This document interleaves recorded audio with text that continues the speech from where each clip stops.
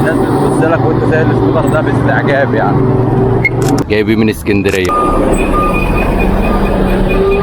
صباح الخير عليكم. اجواء عالميه 100% من داخل مرسى مطروح، البلد اللي الميه بتاعتها فيروزيه، المالديف حرفيا من نقاء الميه، مش محتاج تسافر اي دوله في العالم.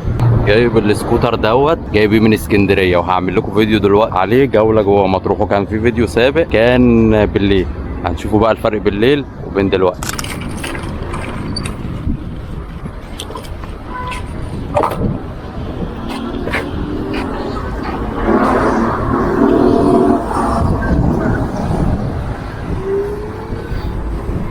صباح الخير عليكم، واتمنى الصوت يكون واضح. مستمتع جدا لان جيت تجربه جديده ان اجي مرسى مطروح بالسكوتر الكهرباء.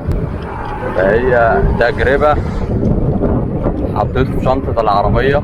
القرار جه يعني انتوا عارفين ان انا في اسكندريه، طبقته حطيته في الشنطه. الحاجه ما كانتش مكفيه لان كنا جايبين حاجات كتيره، بس صممت اللي اجيبه، وده احسن قرار حققته في حياتي. ايه بقى؟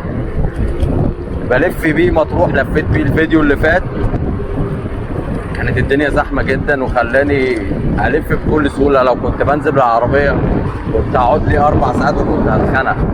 فده عمل لي تجربه جديده. كمان السكوتر ده ممكن تركب عليه شخصين. بصراحه انا افضل ان انزل بالنهار، استمتع بقى بالاجواء، البحر واجواء كل حاجه.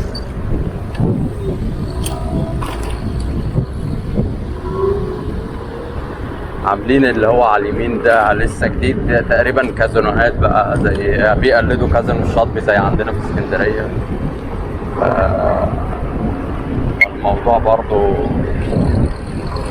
جامد. ما تنسوش برضو تشوفوا الفيديو بتاع العجله الكهربائيه.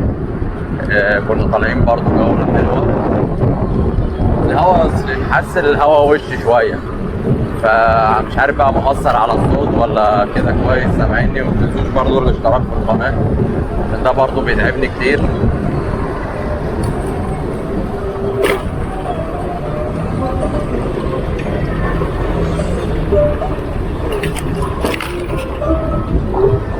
ممكن برضو تسوق السكوتر وانت قاعد او وانت واقف، بس هو في سسبنشن في الكرسي، وفي بتاع 4 مساعدين عشان يديك راحة في المطبات وراحة في المسافات الطويلة. التي عزة، في بازوكا، في مطاعم كتيرة اللي مشهورة برضو. الناس بتبص لك وانت سايق السكوتر ده باستعجاب يعني، مش موجود هنا كتير.